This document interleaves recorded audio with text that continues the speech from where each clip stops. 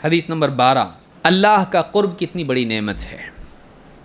ابو ہریرہ رضی اللہ تعالیٰ عنہ کہتے ہیں قال النبی صلی اللہ علیہ وسلم یقول اللہ تعالی، اللہ کے نبی صلی اللہ علیہ وسلم فرماتے ہیں اللہ تعالیٰ کا فرمان ہے، انا عند ظن عبدی بی وانا معہ اذا ذکرنی، میں اپنے بندے کے گمان کے ساتھ ہوں اور میں اس کے ساتھ ہوتا ہوں جب وہ مجھ کو یاد کرتا ہے۔ نمبر 1، میں اپنے بندے کے گمان کے ساتھ ہوں، یعنی وہ میرے ساتھ جیسا گمان رکھے میں ایسا معاملہ کرتا ہوں۔ اللہ نہیں کرے گا مدد، ٹھیک ہے نہیں کرے گا، تو بول رہا ہے نا نہیں کرتا، ضرور مدد کرے گا۔ ہمارا اللہ دھوکہ نہیں دیتا ہے، ساتھ نہیں چھوڑتا ہے۔ اللہ کے ہم بندے ہیں، اللہ ہمارا ہے، ہم اللہ کے ہو گئے تو اللہ ہمارا کیوں نہیں ہوگا؟ جیسا تیرا گمان اللہ کے ساتھ ہوگا اللہ تعالیٰ تیرے ساتھ معاملہ ویسا کرے گا۔ اللہ سے بدگمان نہیں ہونا، اللہ سے بدگمان نہیں ہونا، اللہ کے ساتھ برا گمان نہیں کرنا، اچھا گمان کرنا۔ انا عند الظن عبدی بی، میں اپنے بندے کے گمان کے ساتھ ہوں، یعنی جیسا وہ میرے ساتھ گمان رکھے ویسا میں اس کے ساتھ معاملہ کرتا ہوں۔ وَأَنَا مَعَهُ إِذَا ذَكَرَنِي، اور میں اس کے ساتھ ہوتا ہوں جب مجھ کو یاد کرتا ہے۔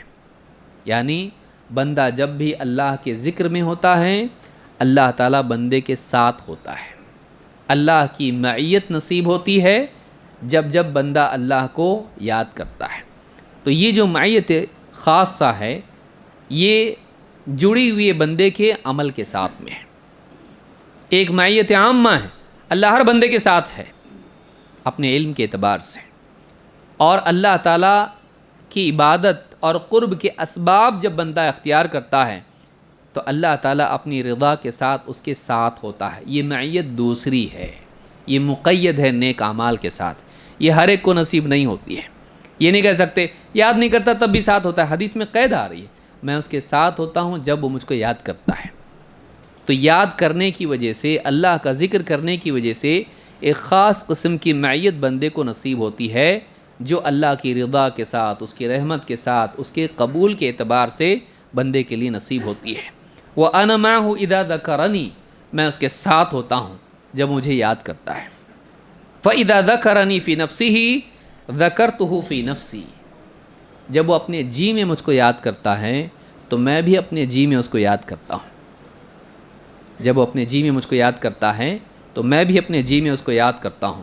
وَإِن ذَكَرَنِي فِي مَلَئٍ ذَكَرْتُهُ فِي مَلَئٍ خَيْرٍ مِّنْهُمْ، اور جب وہ کسی مجمع میں میرا تذکرہ کرتا ہے، بیوی بچوں میں بیٹھ کے یا دینی مجالس میں یا جہاں بھی ہو، جب وہ لوگوں کے درمیان میرا تذکرہ کرتا ہے تو میں بھی اس سے بہتر مجمع میں اس کا تذکرہ کرتا ہوں۔ یہ فرش پہ اللہ کی بات کر رہا ہے، وہاں عرش پہ اللہ تعالیٰ فرشتوں کے سامنے، بلکہ بعض علماء نے پاک روحیں جو بھی ہوتی ہیں، شہداء کی روحیں وغیرہ سب کچھ ہے، تو فی ملئ خیر منہم، وہ لوگ، وہ مخلوق جو اس سے بہتر ہے، جو بیٹھے ہوئے لوگ ہیں ان سے، ان کے سامنے اللہ تعالیٰ تذکرہ کرتا ہے۔ بعض علماء نے کہا اس سے مراد فرشتے جو مقرب فرشتے ہیں ان میں تذکرہ کرتا ہے۔ آپ سوچئے، یعنی ایک انسان اپنی بیوی ہے، بچے ہیں، ان کو بٹھا کے دین کی بات کر رہا ہے، اللہ ایسا ہے، اللہ تعالیٰ ایسا ہے، اللہ کے اتنے احسانات ہے، اللہ کی رحمت، اللہ کا عدل، اللہ تعالیٰ کا دین، اللہ کی عبادت کرو، اللہ کا تذکرہ اپنے گھر میں چھوٹی سی کٹیا میں ایک دم موم بتی جلا کے غریب لوگ کھانا پینا کھا کے دال چاول کھا کے بیٹھے ہوئے ہیں اور دین کی بات ہو رہی، اور رب العالمین عرش پر مقرب فرشتوں میں اس کا ذکر کر رہا، دیکھو میرا بندہ، کتنی بڑی نعمت ہے۔ ایک چھوٹا موٹا کوئی منتری سنتری بھی تذکرہ کرے کہ آپ کا ذکر ہو رہا تھا وہاں پہ، کتنا خوش ہوتا، آپ کا نام نکال رہے تھے وہ صاحب، کتنا خوش ہوتا۔ رب العالمین ہے وہ بادشاہ، اس کے سامنے کوئی قیمت نہیں رکھتے، اتنا بڑا ہے وہ، ساری کائنات کا نظام چلانے والا، اور کس کے سامنے؟ مقرب فرشتوں میں تیرا تذکرہ کر رہا ہے، تو لائق بن اس کے، اور اس کے لیے کرنے کی کیا ضرورت ہے؟ آج ہم لوگ بیٹھتے گھر میں 4 آدمی بیٹھے ہوئے ہیں، سب لوگ لگے ہوئے موبائل میں، یہ ٹک ٹاک وہ پک پاک لے کے بیٹھے ہوئے سب لوگ، کیا ہے؟ وقت ضائع کرتے ہیں۔ چھوٹے سے لے کے بڑے سے لے کے سب لوگ بیٹھے ہوئے ہیں، وقت ضائع کرتے ہیں۔ اس کی بجائے ہم گھر والے جمع ہو کے بیٹھیں، دین کی کچھ بات ہو، اللہ کی بڑائی ہو، آخرت کی فکر ہو، نیکیوں کا تذکرہ ہو، دین کی بات ہو، نبی کا تذکرہ ہو، اللہ کے دین کی بات گھر میں ہوگی، یہ گھر اور یہ گھر والے، یہ بولنے والے اللہ کے ہاں قابل ذکر بنیں گے۔ اللہ کے ہاں قابل ذکر بننے کے لیے انسان کو اللہ کا ذکر کرنے والا بننا پڑے گا۔ تو اللہ کا ذکر کر، اللہ تعالیٰ تیرا تذکرہ کرے گا۔ تو اللہ کی بات کر، اللہ تیری بات کرے گا۔ تو یہ ہمارے گھروں کا ماحول بننا چاہیے۔ ٹائم نہیں بولتے کیوں؟ مطلب پہلے کیا 50 گھنٹے کا دن ہوتا تھا، ابھی 3 گھنٹے کا ہو گیا کیا؟ ٹائم نہیں کا مطلب کیا ہے؟ کہاں ہے؟ ڈھونڈا کہاں تو ٹائم؟ ٹائم نہیں ہے۔ کیسا ٹائم نہیں؟ ٹائم ہے، تو نہیں ہے۔ ٹائم ہے کہ نہیں ہے؟ ٹائم ہے، تو کدھر ہے؟ جہاں تو وہاں ٹائم ہے۔ ٹائم نہیں، ایسا نہیں ہوتا ہے۔ تو نے اپنے آپ کو فضول چیزوں میں اتنا مشغول کر لیا کہ ضروری کاموں کے لیے تیرے پاس وقت نہیں ہے۔ ہم سب کے پاس وقت ہوتا ہے، ہماری پرائرٹیز الگ ہوتی ہیں، اس کو یاد رکھیے۔ ہم سب کے پاس وقت ہوتا ہے، ہماری ترجیحات الگ ہوتی ہیں۔ ہم فضولیات میں اتنا وقت دیتے ہیں کہ ہمارے پاس ضروری چیزوں کے لیے وقت نہیں ہوتا۔ ٹھیک ہے، کوئی آدمی جاب پہ ہے، کوئی آدمی دواخانے میں جا رہا ہے، کوئی آدمی، وہ سمجھ میں آتا ہے، وہ ضروریات ہیں۔ لیکن آپ دیکھیے کتنے لوگ ہیں جو وقت ضائع کرتے ہیں۔ کرکٹ کی میچ دیکھے گا، گھنٹوں دیکھے گا، فٹ بال گھنٹوں دیکھے گا، فیس بک سکرول، کب تک؟ 1 گھنٹہ آرام سے۔ ارے سمجھ میں نہیں آیا ٹائم کتنا جلدی گیا۔ اچھا، اور اگر جمعہ کا خطبہ اگر 35 منٹ ہو گیا تو کیا امام صاحب بھی پکا رہے ہیں؟ ہاں، اتنا پک جاتا تو 5 منٹ میں پکتا، اور 1 گھنٹے میں نہیں پکتا، ویسے کہ ویسے ہی رہتا تو 5 منٹ امام صاحب لمبی نماز کر دو، دیکھو ختم، پیچھے سے سب کھانسنا شروع کرتے۔ یاد ہے کہ نہیں ان کو؟ ہم بھی ہے پیچھے ان کے۔ یہ حال ہمارا ہے۔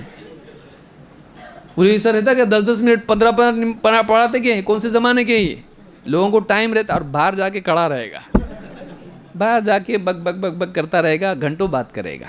یہ حال ہمارا ہے۔ تو ہمارے اوقات ہم کہاں استعمال کر رہے ہیں اس پر ہے۔ ہماری اپنی چوائسز ہیں جو ہم کو اچھا یا برا بناتی ہیں، ہم کو کامیاب یا ناکام کرتی ہیں۔ تو کہا کہ فَإِن ذَكَرَنِي فِي نَفْسِهِ ذَكَرْتُ فِي نَفْسِي وَإِن ذَكَرَنِي فِي مَلَئٍ ذَكَرْتُهُ فِي مَلَئٍ خَيْرٍ مِّنْهُمْ وَإِن تَقَرَّبَ إِلَيَّ بِشِبْرٍ تَقَرَّبْتُ إِلَيْهِ ذِرَاعًا، وہ ایک بالش بھر مجھ سے قریب ہوتا ہے تو میں 1 ہاتھ اس سے قریب ہوتا ہوں۔ وَإِن تَقَرَّبَ إِلَيَّ ذِرَاعًا تَقَرَّبْتُ إِلَيْهِ بَاعًا، اگر 1 ہاتھ مجھ سے وہ قریب ہوتا ہے تو میں 2 ہاتھ اس سے قریب ہوتا ہوں۔ وَإِنْ أَتَانِي يَمْشِي أَتَيْتُهُ هَرْوَلًا، اگر وہ چل کے میرے پاس آتا ہے تو میں دوڑ کے اس کے پاس جاتا ہوں۔ رب العالمین، یعنی تیری کوشش اللہ کی طرف بڑھنے کی جتنی ہے، اس سے زیادہ بہتر معاملہ اللہ تیرے ساتھ کرتا ہے۔ ان احادیث کے بارے میں علماء نے کہا جیسی ویسی پڑھو اس کو۔ اللہ کی شان کے مطابق اللہ بندے کے ساتھ معاملہ کرتا ہے۔ تو جیسی کوشش تیری ہوگی، اللہ کی طرف سے کمی نہیں ہوگی، اس کے جواب میں زیادہ ہی ہوگا۔ تو اللہ کی طرف جتنا بڑھتا ہے قرب میں، اللہ تعالیٰ اتنا زیادہ قرب تجھ کو عطا کرے گا۔ تو کر تو صحیح۔ تو ہماری طرف سے کوشش کتنی ہے اللہ کی طرف بڑھنے کی، اللہ تعالیٰ کبھی ضائع نہیں کرے گا۔ اللہ جواب نہ دے ایسا نہیں ہوگا، تیرے بڑھنے پر اللہ بھی تیری طرف بڑھتا ہے۔ تو یہ بات حدیث میں بیان ہوئی ہے۔ اس سے معلوم ہوتا ہے کہ بندے کو اللہ کو یاد کرتے رہنا چاہیے اور اللہ کا تذکرہ کرنا چاہیے لوگوں میں جہاں تک اس کی طاقت ہے، اور اسی کے ساتھ ساتھ اس انسان کو چاہیے کہ جو قرب کے اسباب ہیں، اللہ سے قریب ہونے کے جو اسباب ہیں، ان اسباب کو اختیار کریں۔ اللہ ضرور اس کو اپنا قرب نصیب کرتا ہے۔ یہاں تقرب کی بات ہو رہی ہے، اللہ تعالیٰ اس کے قریب ہوتا ہے۔ جب بندہ اللہ سے قریب ہونے کی کوشش کرتا ہے تو اللہ بھی اپنا قرب اس کو عطا کرتا ہے۔ تو اللہ کا قرب پانے کے لیے قرب والے نزدیکی والے اعمال کرنے پڑتے ہیں، اللہ ضرور اس کو اپنا قرب عطا کرتا ہے۔ اس حدیث کو امام البخاری مسلم دونوں نے روایت کیا ہے۔